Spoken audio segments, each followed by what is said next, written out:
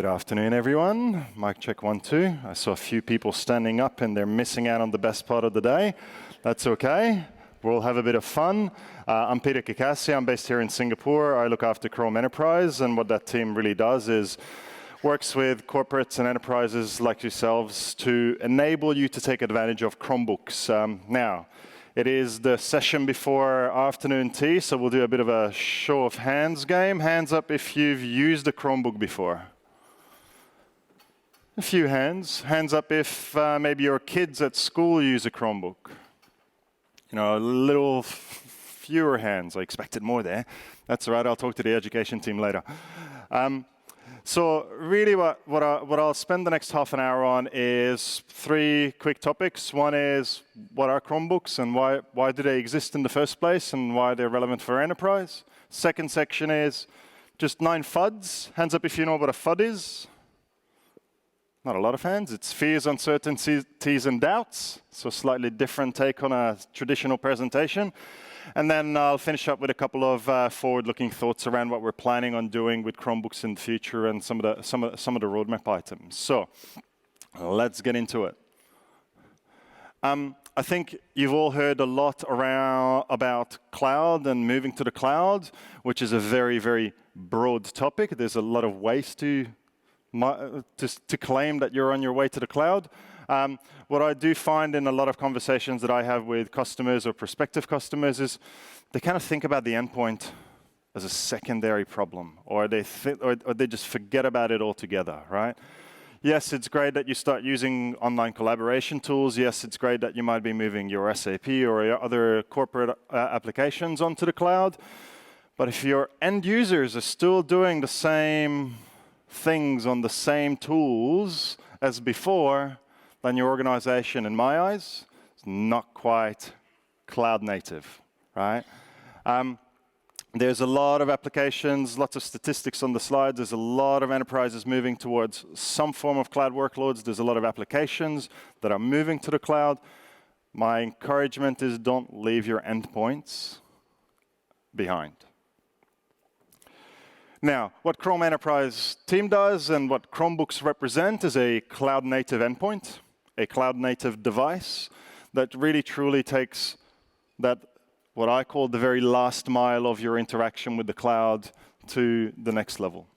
Right? There's some merits in why it's beneficial for your workers, your cloud workers, as well as for your business. And we'll touch on some of these points in a couple of ways. But ultimately, your users don't really care about what device they use. They just need to get access to those apps that they actually get work done on, right? What we do in the Chrome world is do that really quickly, really seamlessly. Just give them access to those apps. None of those, let's turn the computer on and go away and get a cup of tea before it boots up so that I can actually start interacting with those apps, which also makes it a much smarter way to work. Long gone are the days in the Chrome world where, in the PC equivalent, it keeps on prompting you that, hey, an update is available. And when you say, okay, apply it, again, you got to go and get your next cup of coffee because it says, okay, 20%, don't turn it off. And then it turns on, and the next screen you see is 45%. Please don't turn it off. We do updates in a very different manner, and we'll touch on that shortly. Wide range of devices. Hands up if you've been to the Chrome Enterprise booth already. Not enough hands are going up. I really encourage you to come to the Chrome booth, have a look at all the wide range of enterprise-grade devices that we do have on display. You feel free to play with it. Feel free to try them. All the OEMs that you're currently using are probably well represented on the stage.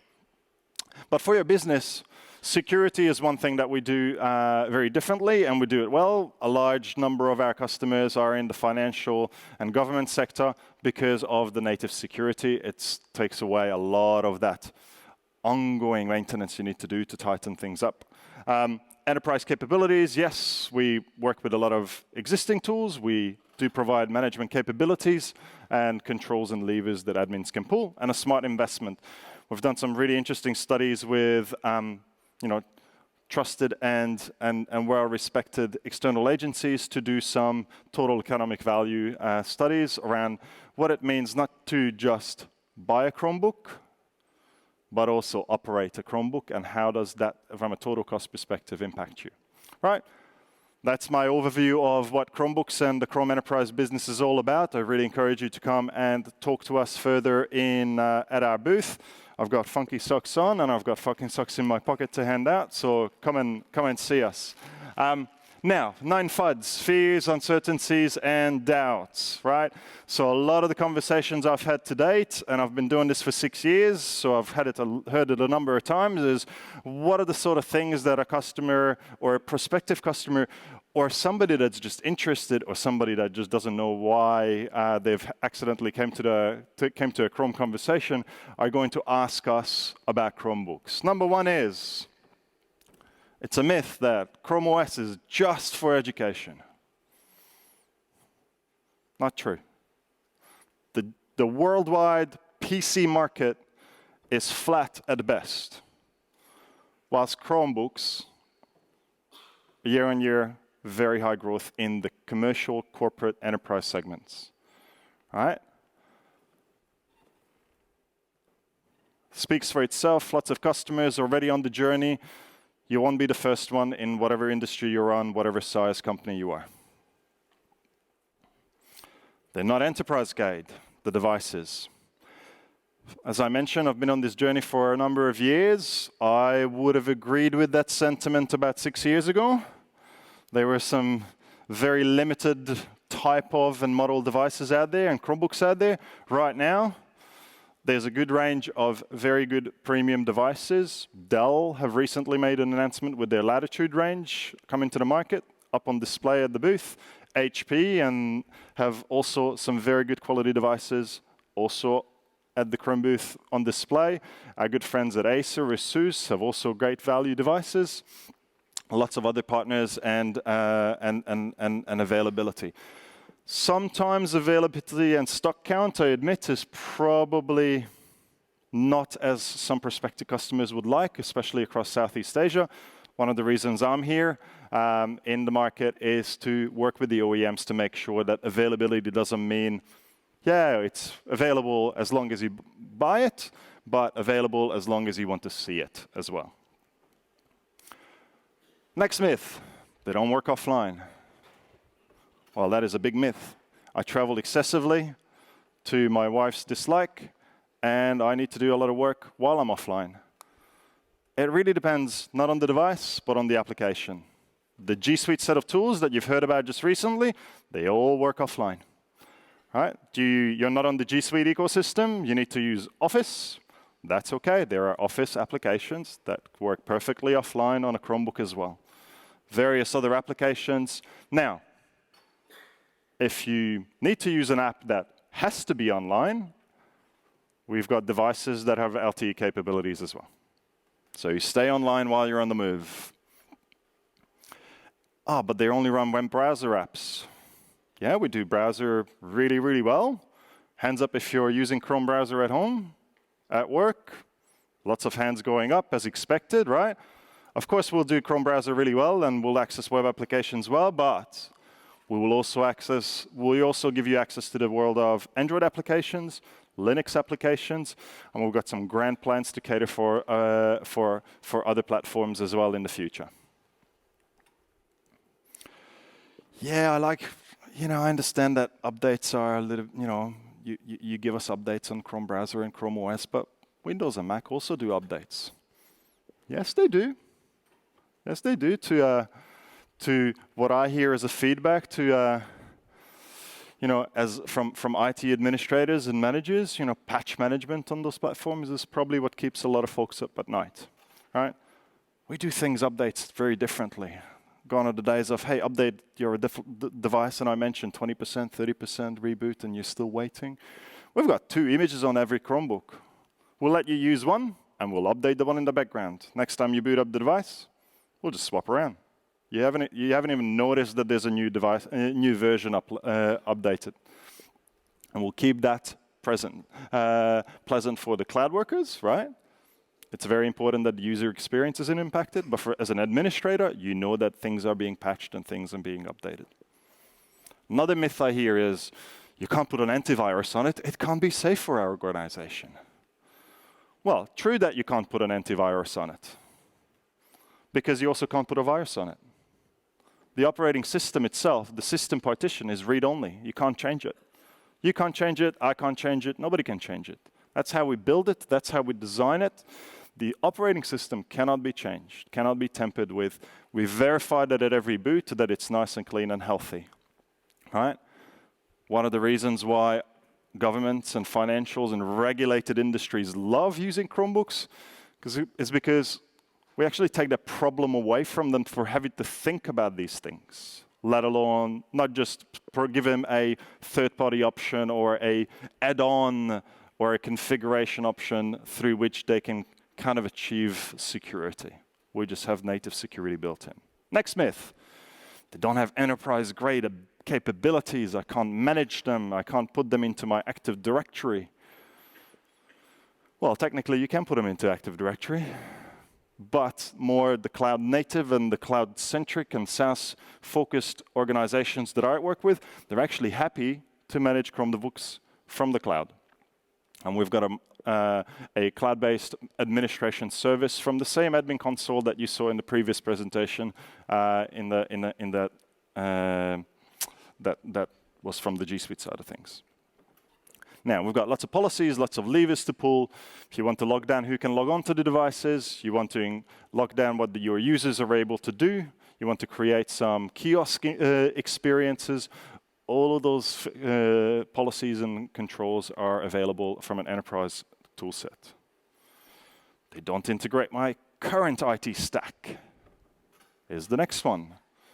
Or how do I point to an SMB file share? How do I run Office? Can I run Office? Well, I'm using virtualization. I have a thin client. I need to do VPN. I need to do single sign-on. Keep going. I need to do digital certificates. I've got Aruba, I've got Cisco. That's good. I love it. That's fine. What's the problem? We work with all of these and we cater for all of these. And we love to have those conversations around how do we enable you in that environment that you're operating on to take advantage of these tools. And the next myth I see is, I'm only, we really focus, people think about PCs as it's my PC. And that kind of operating mode. It's those information workers. Whilst in most organizations, there's a large number of other users out there than information workers. Frontline workers, sales associates, folks that don't have today devices simply because we don't trust them or we don't want to give them those traditional PCs out there, right? Chromebooks are starting to enable those workforces and sales associates and frontline workers to take a device that's fully capable to get their work done, trusted and secure, and it doesn't have to be an information worker, right? It might not even be an assigned device. We're doing a lot of work in the healthcare industry with nurses and doctors running around hospitals, for example.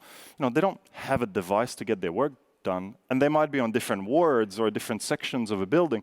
They just need to get to the first terminal, log in, or maybe not even log in and get their work done, and when they walk away, everything they've done should be cleaned up. So the next person that comes up has a clean environment, evergreen.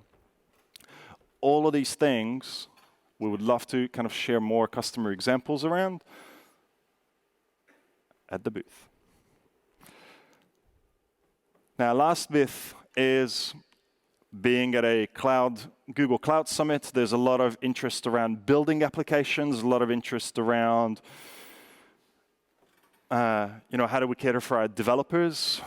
Well, you've got this very light OS that's browser-centric. That's great, but what do I do if I need to do some coding? What do I do if I need to do some compiling? How do I get a Docker container on my device to do some testing with? Well, we can give you a full Debian Linux container running on your Chromebook, so you can develop to your heart's content. Put Visual Studio Core on it, put Android Studio on it, put the IDE of your choice that will run on a Linux VM onto your Chromebook. Love to show you how these work and how all of these applications run on a Chromebook. At the stand, we've got a number of these devices set up for it. Very, very nifty and a neat experience. And they're kind of the nine myths I wanted to tackle, right? Ultimately, what this illustrates is we can meet you in the environment you're in. We've got a great range of enterprise-grade devices. We've got some great controls and administrative capabilities. And we have all of this on display. It's not just FUDs. It's not just stories. We'd love to share some of the customer examples and some of the actual tooling with you. So feel free to come and join us. Lastly, what's next? Looking into the future, what are we trying to do beyond current capabilities, beyond what we have? A lot of it is around making the devices a lot more assistive, productive, and flexible in a simple, scalable, and insightful way. So I'll just show a couple of examples of some of these elements.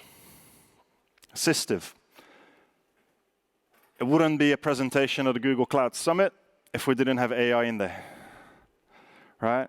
We're trying to use our AI capabilities that we're using in the cloud and the backend side of things, and putting a lot of those models and learnings onto the device as well. You know, how are you using your device? How can I help you be more productive at using your device? How are you using your tabs? Can we be killing some of those tabs to save you on memory based on your usage patterns on any device you go onto, or any device that you use, as opposed to, hey, let's do some learning on your device, and then if you go to another device, it's going to behave differently. How can we do that for your persona, regardless of which Chromebook you log into? Making you more productive. You know, different desktops, different work profiles. Hey, in the morning, I like to do emails and I like to work on documents, but in the afternoon, I like to do techie stuff and build demos. How do I create morning and afternoon work experiences for myself? We're looking at creating all these different workstations and workbenches. Being insightful, not just for an end user, but also for an administrator, getting recommendations around, well, this device hasn't been seen for a little while. I wonder if you should be locking it down remotely. Getting some insights up front and using some other AIs in the back end to learn on how to best administer your fleet. And lastly, but not least, they're kind of some of the insights. We're working on a lot of other things as well. I really encourage you to, again, probably for the 5th time, come and see us. We are part of a cloud business that's the easiest to get hands-on with because it's physical, it's here, it's not just in the cloud. It is your entry point to the cloud. We've got some great white papers you can download if you take a photo of that QR code. And last but not least, it's really easy to get started, both from a device and the administration perspective. Encourage you to come and see us. As I mentioned, we've got funky socks and we've got some to hand out. We've got lots of nice quizzes and forms of entertainment at the stand as well. I really thank you for your time. I think I'm saving some time for the next presenter as well. Hopefully they're already here. Or maybe we're going on a break. I'll pass it back to Ralph to take us away. Thank you very much.